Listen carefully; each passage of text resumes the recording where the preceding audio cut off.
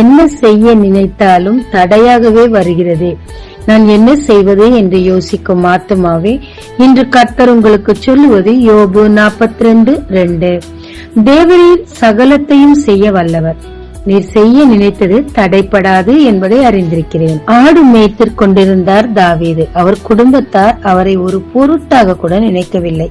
மிகவும் அசட்டை பண்ணினார்கள்.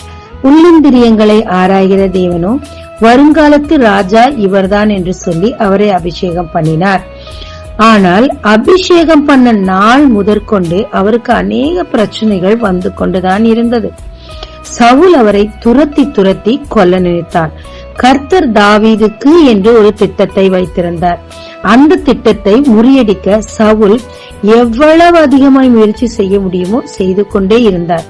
முடிவில் சவுல் மாண்டானே தவிர தாவீது தேவனுடைய திட்டத்திற்குள் இருந்தார். அதற்கு அவர் உண்மையாய் இருந்தார். தேவனும் அவர் திட்டத்தை அவரில் நிறைவேற்றி ராஜாவாக அபிஷேகம் பண்ணினார். ஆமாங்க, நம் ஒவ்வொருவருக்கும் தேவன் ஒவ்வொரு திட்டங்களை வகுத்து வைத்துள்ளார். தேவன் அதை நிச்சயமாக நமக்குள் நிறைவேற்ற வல்லவராயிருக்கிறார். அதற்கு நடுவில் எத்தனை தடைகள் வந்தாலும், சத்ருவோ சாத்தானோ யார் இல்லை என்றால் நம்முடைய குடும்பத்தாரோ இத்தனை தடைகள் கொண்டு வந்திருந்தாலும் தேவன் அத்தனை தடைகளையும் உடைத்தெறிந்து அவர் திட்டத்தை நம்மில் நிறைவேற்றவே செய்வார்.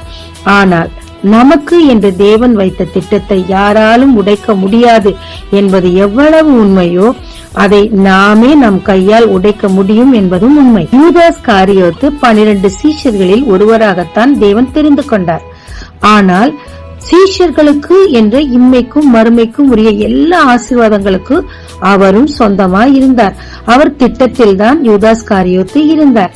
ஆனால் பண ஆசை அவருடைய சொந்த இச்சையின் விளைவாக அவ்வளவு பெரிய பதவியை இழந்து, ஏன் பரலோகத்தையே இழந்து போனார். நம் கையாலேயே நமக்கு தேவன் வைத்த திட்டங்களை உடைக்க முடியும். அதற்கு காரணம் நம்முடைய சொந்த இச்சையாகத்தான் இருக்கும். எனவே எனக்கென்று தேவன் ஒரு திட்டம் வைத்திருக்கிறார். இன்று வரும் பிரச்சனைகள் எல்லாவற்றையும் அவரே எடுத்து போடுவார். என் திட்டத்திற்குள் அவர் என்னை நடத்தி முடிவிலே மகிமையில் ஏற்றுவார் என்ற நம்பிக்கையோடு தேவனை துதித்துக் கொண்டே இருங்க. எல்லா தடைகளையும் நீக்கி தேவன் அவர் திட்டத்தின் மையத்தில் வைத்து உங்களை உயர்த்துவாருங்க. அதுவரை அவர் சித்தம் அறிந்து அவருக்கு பிரியமானபடி செயல்படுங்க. தேவன் உங்களை உயர்த்துவார். ஜெபிக்கலாமாங்க. தேவரீர், நீர் எனக்கு வைத்த திட்டம் என் நிமித்தம் தடைப்படாமல் இருக்கவும் உம் திட்டம் என்னில் நிறைவேறவும் உதவும். இயேசு மூலம் பிதாவே, ஆமென். இயேசு கிறிஸ்துவின் நாமத்தில் இந்த நாளில் உங்களை ஆசீர்வதிக்கும் ஜீசஸ் விஷன்.